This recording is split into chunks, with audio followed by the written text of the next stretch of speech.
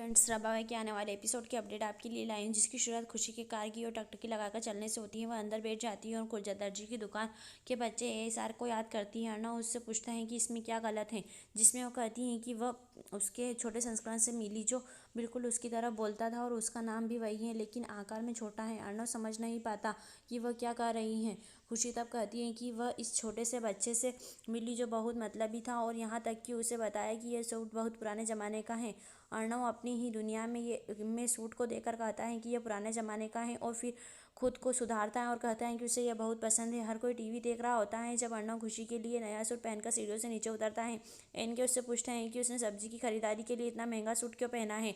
अर्णव उसे बताता है कि वह और खुशी खरीदारी के लिए जा रहे हैं, जबकि अर्णव काम पर जा रहा है। ताज़ी सब्जियां खरीदने के बारे में सोचकर खुशी बहुत उत्साहित हो जाती है। इनके और खुशी बाहर निकलने ही वाले हैं कि उन्होंने एक महिला को यह बात कहते सुना कि बाजारों में बच्चों का अपहरण अक्सर होता रहता है।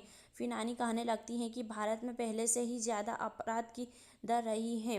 मामी इनकार करती है और कहती हैं कि पुलिस को बुलाए जाने पर घटना में हमेशा देर हो जाती है। खुशी उन्हें बताती है कि यह सच नहीं है, पुलिस बहुत सारे अपराधों को रोकती है, लेकिन जनता को इसके बारे में पता नहीं चलता है क्योंकि पुलिसकर्मी इसके बारे में चुप रहते हैं। खुशी आगे कहती हैं कि भारत बाकी सभी देशों से बेहतर है क्योंकि हर देश के अच्छे और बुरे दोनों साथ साथ होते हैं।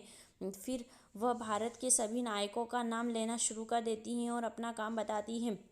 इनके का कहना है कि ऐसे महान नायक अब नहीं मिलते हैं, जिस पर खुशी कहती है कि वह एक गर्वित भारतीय नागरिक हैं। जिस पर अर्णव खुशी के बहुत देशभक्त होने के संबंध में कुछ कहते हैं। खुशी पूछती है कि उसने क्या कहा और उसने जवाब दिया कि उससे सब्जियां खरीदनी है। खुशी फिर एनके से बात करना बंद करने के लिए कहती है और उन्हें जाने की ज़रूरत है। एनके डर जाता है और कहता है कि वह बाहर आतंकवादी हैं और वह बाहर नहीं जा सकते। अंजलि उसे बताती है कि उसके साथ खुशी है और वह खुशी को गब्रू जवान कहती है। खुशी सिर हिलाती है और व्यापक रूप से मुस्कुराती है और दोनों चल जाते हैं। खुशी और एनके खुले बाजार में है, जहां एनके चारों ओर देखकर वास्तव में डरता है और उसके पीछे एक आदमी खुशी और उससे घूर रहा है। दूसरी तरफ खुशी सब्जी खरीदने में लगी हुई है। जब लड़का उसके पास आता है तो एनके अचानक चिल्लाने लगता है। खुशी उसे शांत होने और कुछ नींबू पानी पीने के लिए कहती है। एनके का कहना है कि वह सब्जियों के बैग को कार में डाल देंगे और वापस आता हूँ। खुशी सब्जी वाले से बात करना शुरू कर देती है और उसे बताती है कि एनके उसका देवर है जो यहाँ सिडनी से है, लेकिन वह नहीं जानती कि उसे कैसे बताना है कि वह बेहतरीन लोगों से न डरे।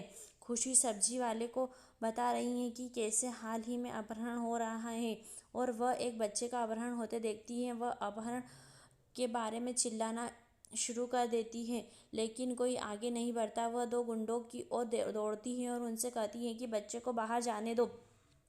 बच्चा दूसरे दरवाजे से बाहर आता है और खुशी के पीछे छिप जाता है। गुंडे खुशी से कहना शुरू कर देते हैं कि बच्चे को जाने दो, नहीं तो वह भी मुश्किल में पड़ जाएंगी। खुशी का कहना है कि अगर उनमें हिम्मत है तो बच्चे को छूने की कोशिश करें।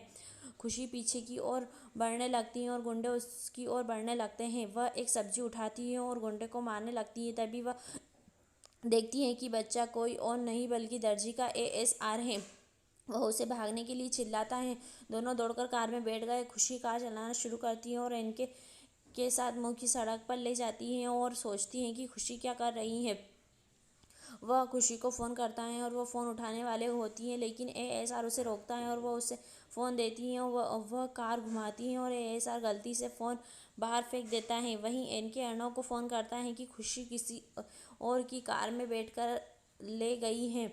सब्जी वाले एनके को कहानी सुनाना शुरू करता है जो इसे अर्णव को बताता है। अर्णव फिर पूछता है कि क्या खुशी कार चला रही थी, जिसके लिए एनके हाँ कहता है। अर्णव घबरा जाता है और एनके पूछता है कि वह इतना घबराया हुआ क्यों है, जिस पर अर्णव कहता है कि उसे यकीन है कि खुशी गाड़ी चला सकती है। अर्णव एनके को घर जाने के लिए कहता है और किसी को नहीं बताना कि क्या हुआ और खुशी को ढूंढ लेगा। खुशी और एएसआर कार में है और वह खुशी को पीछे न देखने के लिए चिल्लाता रहता है, जबकि अर्णव उनका पीछा कर रहा है और खुशी को कार रोकने के लिए कहने के लिए हॉर्न बजा रहा है। अर्णव कार में है और वह गुस्सा हो रहा है और खुद से बुदबुदाता है कि क्या खुशी कभी दूसरे लोगों के मामलों में दखल देना बंद कर देगी। खुशी अंत में कार रोक देती है और एएसआर उसे बताता है कि यह गलत साइड पर है। खुशी उसकी ओर मुड़ती है और उससे कहती है कि यह बहुत बुरा व्यवहार है और उसे धन्यवाद देना चाहिए। एएसआर उसे बताता है कि वह उसे मारना चाहती थी जबकि गुंडों ने केवल फिरौती मांगी थी।